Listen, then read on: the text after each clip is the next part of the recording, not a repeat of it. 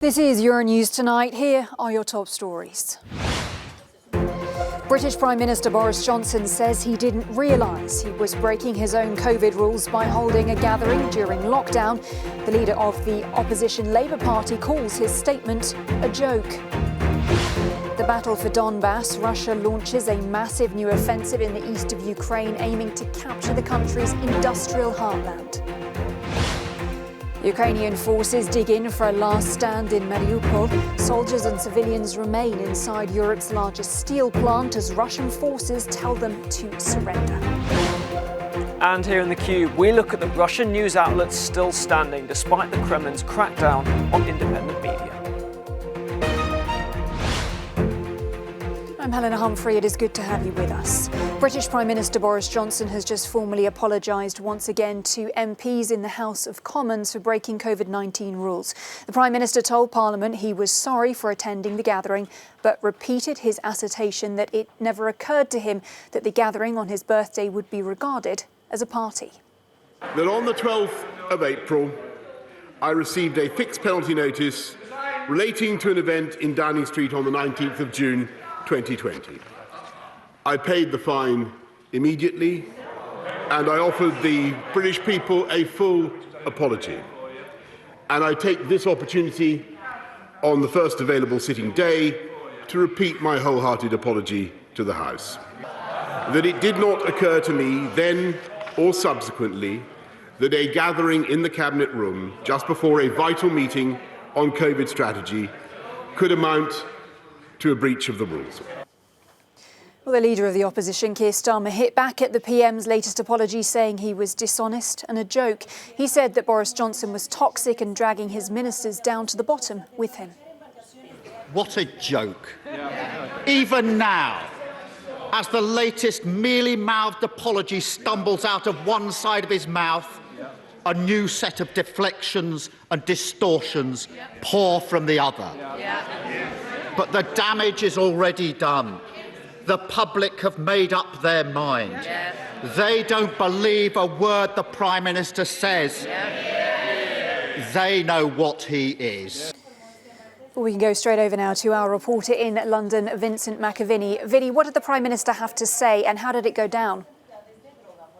Well, the Prime Minister has had a week since he was declared the first British Prime Minister to have broken the law. He gave a pre-recorded statement then saying that he was sorry, and he said that he didn't understand that it was a breach of the rules. Now, in the past week since then, MPs haven't been able to challenge him on that until today. They've been in recess, but I think we see there that there is a lot of anger in the opposition parties, but also there is a lot of nerves on his own back benches because the Prime Minister again apologised, but then went on to say that he didn't think that what he had done had actually broken the rules. Now, this was all about one party in 2020. It was about 12 minutes long before a meeting in the Cabinet room in which cake was served for Boris Johnson's birthday. He got a fine, his Chancellor and his wife, they all got fines, and that is part of the police's investigation into this. Now, what the Prime Minister then tried to do is say, you know, it wasn't a big breach, basically, that I didn't realise that this was going to have broken the rules that he, night after night, was explaining to the British people that British people were getting prosecuted for if they broke, and then tried to deflect all of this by saying, look, now we've got the crisis in Ukraine, we've got the cost of living crisis, it's not the time to change Prime Minister, you need to let me stay in office, there are bigger priorities now. The problem for him, though, is that at any point, more fines could be hit on Downing Street from the Metropolitan Police on him and staff because there are about a dozen events that they are currently investigating. So he is very much not out of peril on this. And the leader of the opposition, Sir Keir Starmer there, who we heard from as well, thinks that this is perhaps the weakness to Boris Johnson that he can exploit. A poll in the past week said almost 60% of people thought that Boris Johnson should resign, and a similar poll said the one word that came up most with voters in this country when they thought of Boris Johnson was liar. And so it is on that point of principle whether Boris Johnson can be trusted, whether he lied to the House of Commons in the past couple of months, talking about there first being no parties in Downing Street, that he was not aware of them, and then it coming out drip, drip, drip, that he was involved in some of these parties, and the ones that we're still to hear from the Metropolitan Police, he was even more involved than this one. Exactly. On that point, Vinny, I mean, this isn't exactly case closed, is it? Well, we've still got the Sue Gray report to come, and there's also the potential for more fines as well. Yeah, the potential for more fines at any point from the Metropolitan Police. And this birthday party was the one that Downing Street was the least worried about. So it shows that those other parties could have more and more fines. And there have been questionnaires sent to over 100 people inside Downing Street. So it could be a real drip, drip, drip then. The Sue Gray report into all of this as well. That needs to come out at one point. Then you've got things like on Thursday now, the Prime Minister is going off to India, but there is actually going to be a vote in the Commons as to whether or not the Procedures Committee launches an investigation into whether the Prime Minister breached the ministerial code and lied to the House of Commons. Now, he does have a majority in the House of Commons. They shouldn't be able to get to that investigation, but there might be some backbench MPs who are feeling such heat from their own constituents because of the apparent breach of the rules that they simply decide to abstain from voting or vote for an investigation to clear this up. Now, if you have lied to the House of Commons, that is really sacrosanct in this country,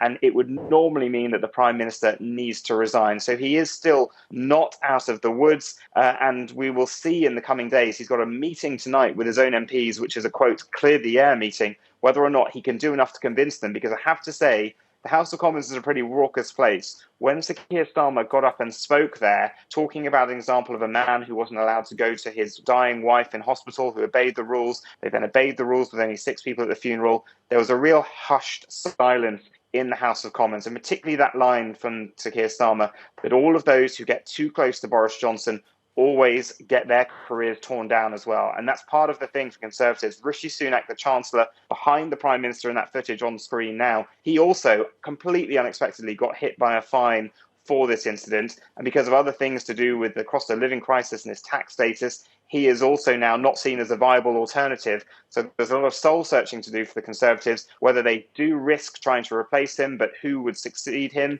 or whether they think this is too much of a point of principle that they simply have to take Boris Johnson from office.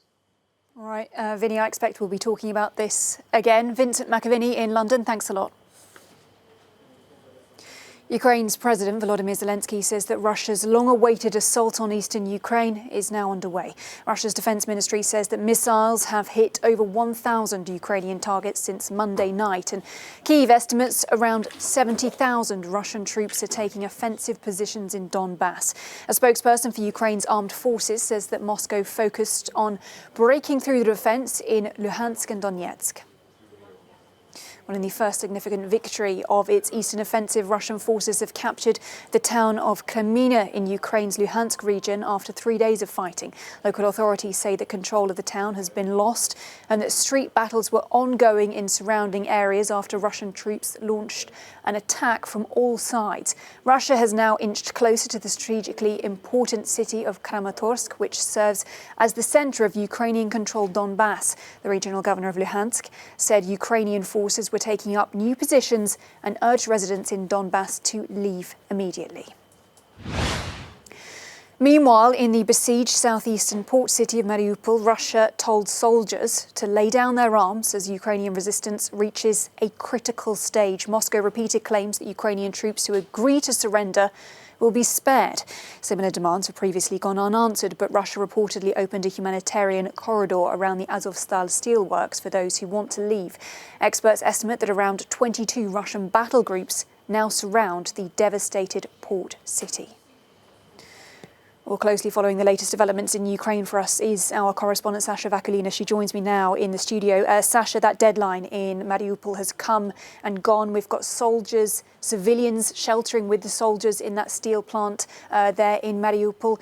What now? This is not the first ultimatum that was given by Russian forces to those who are still in Mariupol. As of now, the Ukrainian defenders who are at the Azovstal steelworks, the territory they're still holding out, and they do have civilians with them. According to some reports, there could be up to 1,000 people. We are talking civilians, we're talking children who are there at the Azovstal. Azovstal is really big. It's about 11 square kilometers, and it has a really huge network of tunnels, of basements, steelworks. And the defenders who are still there, they do know every twist and turn there in that territory. The situation in Mariupol today has been really complicated. There's been shelling and non-stop attacks. According to some reports this afternoon, there were explosions, there were rocket attacks there in Mariupol, and also pro-Russian officials say that Russian forces started storming Azovstal. This is what we know. Of course, there's very limited access to the information as well on what's happening on the ground in Mariupol. Okay, so that's the situation then in the southeast. We know that the full offensive is now underway in the east of the country. Reports that one city has been taken by Russian forces. What are the latest developments there? The attacks are happening on all of the front line in the east of Ukraine. This is 480 kilometers of the front line. Everything's been attacked and heavily shelled by Russian forces. Indeed, Kremina, this is Luhansk region, a city appears to be the first one captured by Russian forces in this eastern offensive. Now, we have to understand that Kremina is around 18,000 citizens before the war. It is unclear at this stage how many managed to evacuate in the run-up to this, in the weeks, because there were authorities calling for people to evacuate. Kremina itself is not the target. Kremina is sort of a place from where Russian forces are hoping to get to Kramatorsk and Slovyansk. Now, these two are bigger. There are more Ukrainian forces there. This would be really important for the Russian offensive to take over. Also, Kramatorsk and Slovyansk were under separatist control for about 10 weeks back in 2014 before Ukrainian army managed to take it over. So this is both strategically important now and symbolically important as per what happened in 2014 when Russia had the first attempts of taking over Donbass. So we don't know specifically how many people are left in that particular city, but more broadly then in the east. I understand that there's been no humanitarian corridors open today. So are people who need to get out managing to get out somehow? They do, but it depends, of course, on where these people are. There's been days and days that authorities and the regional governments of Donetsk and Luhansk regions can be calling on people, please go now because it's going to be too late. And the Luhansk regional governor said, addressing those who are still in Kramatorsk and Slovyansk, look at Kremina, look at those people who could not leave. Now, a couple of days ago, there were still people evacuating from there. Indeed, today is the third consecutive day without any humanitarian corridors. We do know that people managed to go to safety. They managed to evacuate using their own cars, getting together, organizing it on smaller levels, so to say.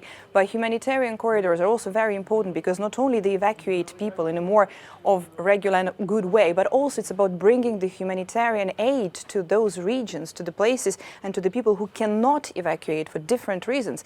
And this has been the situation in Mariupol for weeks now, where humanitarian corridors did not work and no humanitarian aid, which means no food, no water, no medical supplies could not have been delivered there. Yeah, very important point to make as well. Sasha Vakulina, thanks a lot.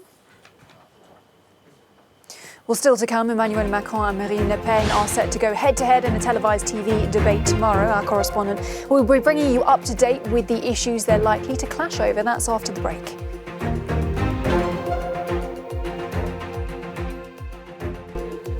You're watching Euronews tonight. Welcome back. Russia's crackdown on independent media has forced a growing number of news outlets to close or suspend operations, but some continue to defy threats from the Kremlin. Matthew and our team in the Cube have been taking a closer look.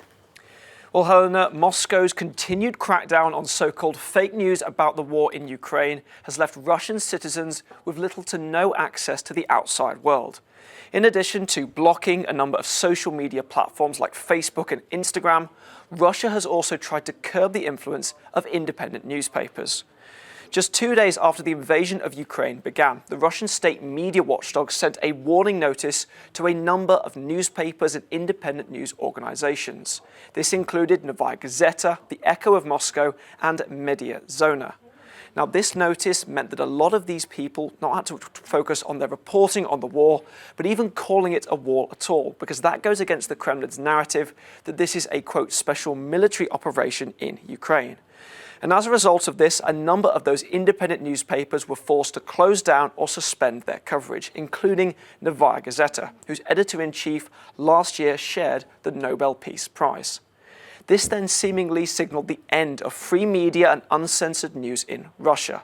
However, Novaya Gazeta has set up a new English version of its newspaper so that it can continue reporting independently on the war in Ukraine. The same can be said for the Moscow Times, reporting in English while their Russian version is blocked. And there are others who are still also remaining defiant, despite these threats from the Russian government. Mediazona announcing this week that they would no longer be complying with Russia's strict censorship laws, specifically rules on them having to identify foreign agents as such. And that move by Mediazona is certainly significant because their journalists now face up to 10 years in prison under this controversial so-called fake news law.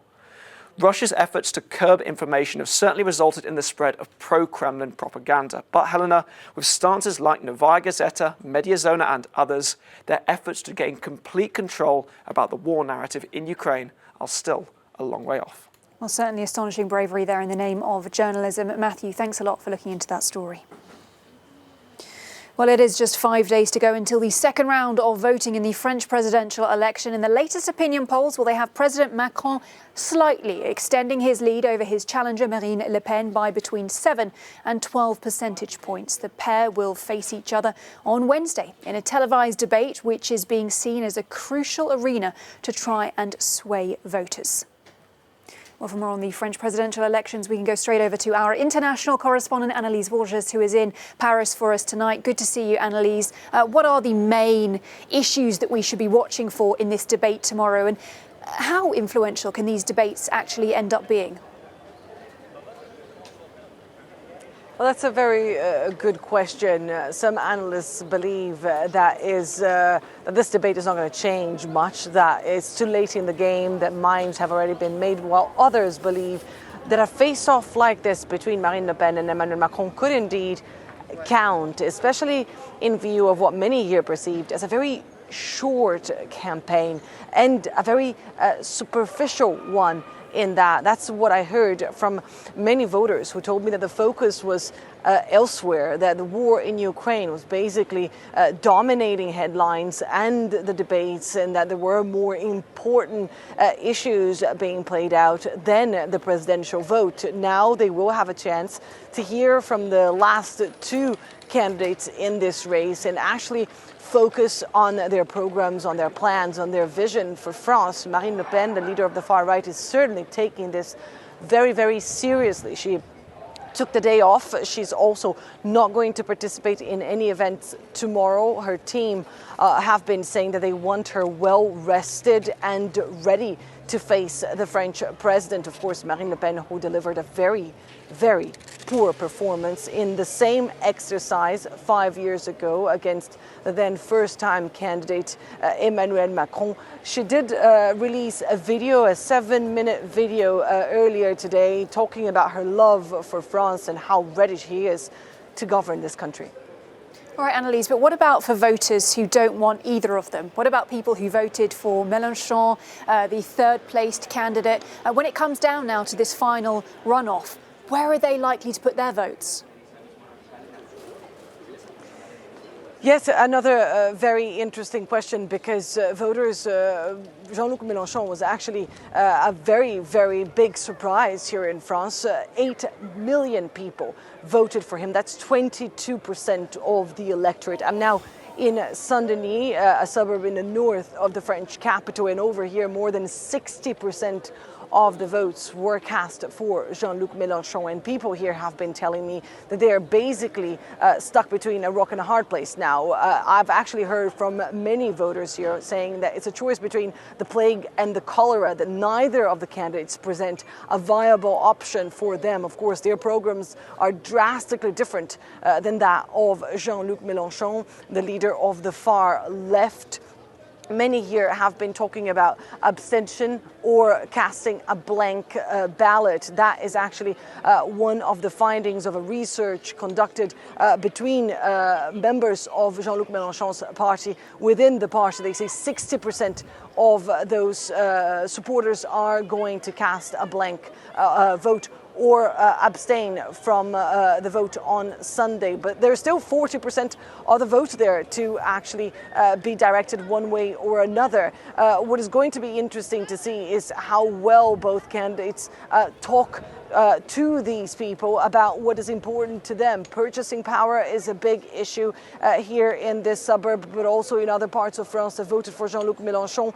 Inflation as well, unemployment, but also something bigger than all these crises, something that many people here have been telling me throughout the day today, and that hasn't really been talked about during the campaign, which is the climate emergency. So many issues that are very important to them. I have been speaking to people here who also heard the message by Jean-Luc Mélenchon himself, who during that speech in the first round, when the first round results were announced, he said not a single vote should be given to the far right. He did not endorse Emmanuel Macron, but he said that his voters, his supporters, should not be looking into Marine Le Pen's programs.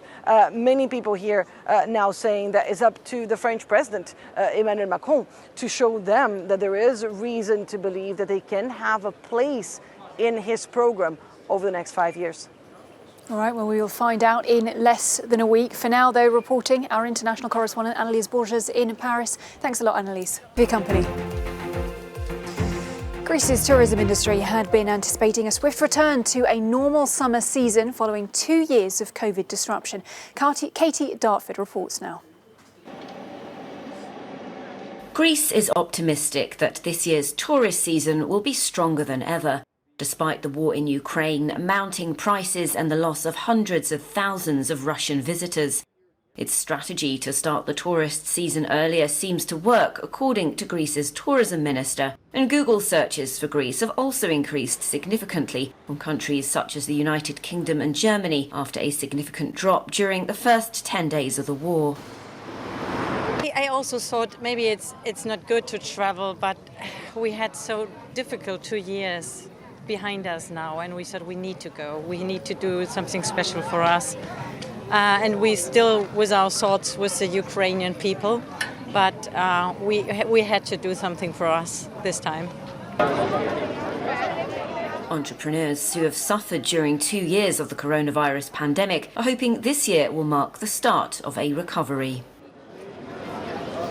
After 2 seasons where pretty much nothing was happening, we're hoping this one will be better. That's what the first signs suggest, but no one can be sure how it will develop. We hope the season will be better than last year. We started off with very good indications, but because of war and rising prices, it has stalled. At the same time, Greece is facing strong competition from both Turkey and Spain, which are attracting tourists from the same countries. You're up to date. I'll see you soon.